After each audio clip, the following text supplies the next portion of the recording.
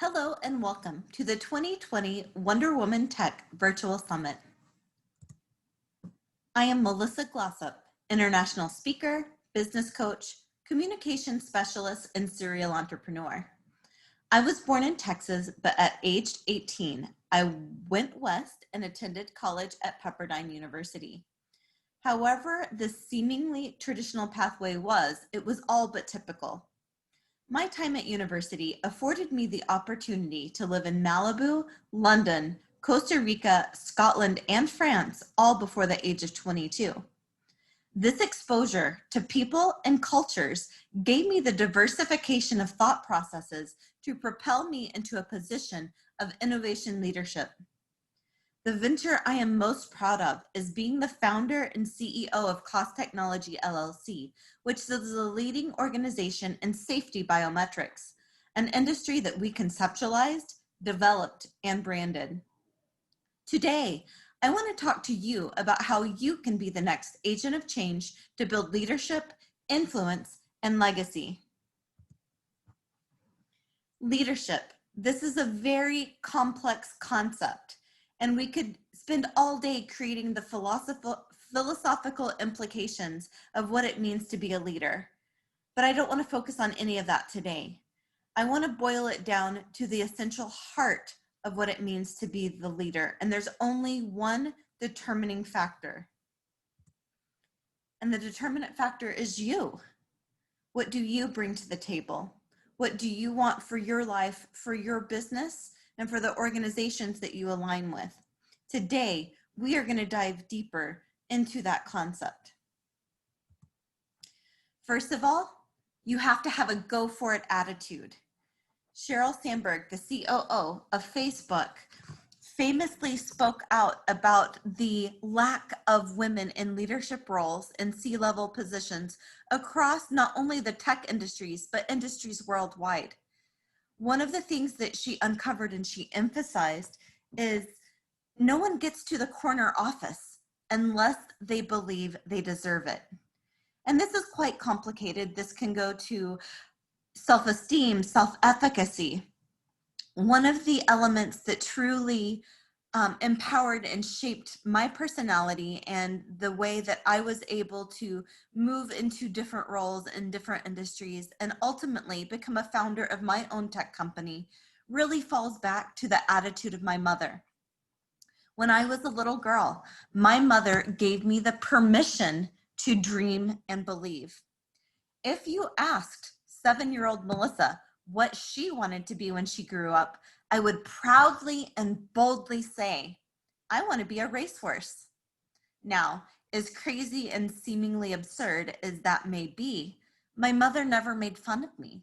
She never discarded the fact that that was an impossibility. Instead, she empowered me to think big and live even bigger. To achieve success in today's world, you have to have a go for it attitude. You have to lean in, you have to raise your hand. You have to take the opportunity to do something that you might not be comfortable with doing. You have to stretch yourself.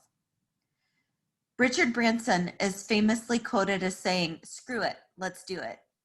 Sometimes in life, to get to the next level, you can't worry about how you're going to get there. You just have to say, yes, I will. You also have to have a no excuse mindset. So many times I hear people say it's because I don't have enough money. It's because I'm a female engineer. It's because I grew up in the South. It's because, no, there are no because. If you want it, you will find a way to do it. So learn to set aside excuses. Ultimately, excuses are just a cover up for fear. So we need to learn to drill down to our core insecurities, address those directly, move them out of the way, and push forward with a ferocity that you've never experienced before. So adopt that no excuse mindset and go for it. Action and authenticity. So once we align our attitude and our mindset, next you have to take action and you have to do it with authenticity. You cannot achieve success in this world if you are not true to yourself. One of the best advices I ever received from one of my mentors was the difference between someone who works for a company and someone in a leadership position such as CEO is the CEO knows what she wants, knows how to get there, and knows how to ask for it. If you follow those 3 steps, there is nothing that would be impossible for you to achieve. Next, you have to understand the ability to leverage relational capital and create enterprise partnerships. No one gets to the top alone. So one way is to grow with other people's money and other people's intelligence. You're not going to have all the answers, and you're not going to be able to fund everything that you want to achieve. So creating partnerships and having 50% of something is better than having 0% of nothing. Far too often, innovators and leaders and startup founders get obsessed with the concept that I'm going to lose too much equity, I'm going to lose too much control. And they end up holding so tightly to their percentages that they never propel forward. I challenge you to find key people and build a strong team that will allow you to move forward successfully. You must surround yourself with a trusted and loyal team. That will make all the difference. Next, you have to bring something to the table. No one is going to do all of the work for you. You need to lean in and make your strengths your weaknesses. If you can't sell, if you can't negotiate, if you have shortcomings in any area within your industry, you've got to put yourself to the next level. You've got to invest in yourself, whether that is taking additional courses, increasing additional skill sets, or ultimately getting a coach that can help shorten the distance from point A to point B. Invest in yourself. You are your greatest resource. Bringing something to the table has been a very valuable part of my journey.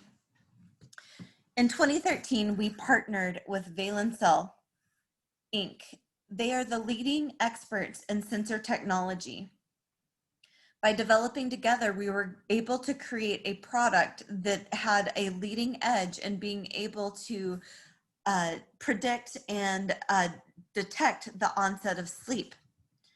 This was a revolutionary new application of technology, especially wearable technology in many industries. Valencell Technology was able to interview us, leverage our new application in the market, and raise $11 million for a new use case that was out of the typical box of wearable technology. With that money, they were able to then go into manufacturing to handle the quality control of their sensor module. Not only did we benefit from that manufacturing, and it cut the cost Technologies need to manufacture the sensor, but they also offered us a spot to be presented at the 2018 Consumer Electronics Show. This is by far one of the proudest moments of my entrepreneurial journey. We were featured among several top Fortune 100, Fortune 50 companies in the world. Sony, Huawei, we were positioned against the top of the top. Proudly, I was able to be joined with my COO and my CTO, and we were able to celebrate the global stage of being in the technology game. Because I brought something unique to the table, Valencell reciprocated and gave back. This is the true example of enterprise partnership, where you create win-win situations and each party is able to get ahead. Finally, integrity and influence. Your word has to be your bond. You've got to lead with integrity and do the right thing when no one is looking. That will become your calling card in business, and people will lean in and come to you and look to you as the authority. Each of you are brilliant in your area of tech. You have knowledge and skills, that other people just don't have. But we have to bring it to a higher level than that. You cannot only be an expert. We've got to raise and go to the next level and become the authority in your industry. At that point, you create a circle of influence that will start sounding out to other industries, other companies, and people will seek you out for your knowledge and your expertise. I have been truly blessed in my journey. I've been afforded many opportunities, such as this one, to speak on many stages. My circle of influence continues to grow outward. I've been asked to speak on stages with notorious people such as Stedman Graham, Jillian Michaels, Dr. Phil, and many, many others. One of the most proud moments, though, was standing next to Maura Forbes. In 2019, it really impacted me that the top innovators list for Forbes only included one woman. How can that be? We have so many incredibly bright women. Moira responded back to this. She asked, where were the women on Forbes's most innovative leaders list? We can and we will do better. Now, she is speaking on behalf of Forbes, but I challenge each of us here today listening to this talk. We can and we will do better. We need more women willing to step out, willing to raise your hand, willing to go the next mile, and believe that you can achieve that corner office. Not only will it increase the diversity and the complexity of an already incredible tech market, but it will give the opportunity for women's voices to be heard, our position to be held, and our ability to lead and inspire others will become unparalleled. So I challenge each of you, raise your hand, lean in, increase your skill set, go the extra mile, and do what hasn't been done before. I truly believe, and I stand with Maura Forbes on this, we can and we will do better. So if you can find something that you're really passionate about, whether you're a man or woman, comes a lot less into play. Passion is a gender neutralizing force. Each of us here today are passionate about technology one way or another. And I ask you to create that fire in the belly to move you to the next level.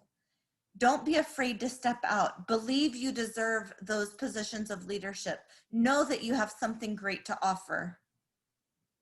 Lean in, do your part, and let's turn the tide for women in this industry. Ultimately, the determinant factor is you.